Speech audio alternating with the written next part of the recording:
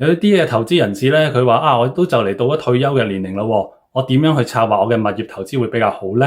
咁首先咧，你就要了解一下究竟你嘅投資目標係啲咩啦。例如你喺退休之後，你係需要有幾多嘅被動收入啦，你有幾多嘅資金依家可以攞嚟做投資啊。第二，你應該係選擇一啲嘅租金回報比較好嘅地區，唔好追求升值潛力高嘅地區啦，因為租金收入先至係支撐退休生活嘅資金來源。選擇地區成熟而且租務需求比較高嘅地方咧，係非常之適合你嘅。第三咧，要控制個槓桿比例啦，按揭成數咧就唔好借得太高，為咗避免將來加息啊或者市場上面嘅波動咧影響咗你嘅資金流動性。第四，你要考慮支出同埋維修嘅成本啦，買啲平少少嘅物業咧，印花稅咧係會平啲嘅；買啲新少少嘅物業咧，維修成本咧係會低少少嘅。退休收租唔係淨係買樓咁簡單，而係一個長線嘅策略嚟㗎，所以你係需要有時間去部署同埋準備嘅。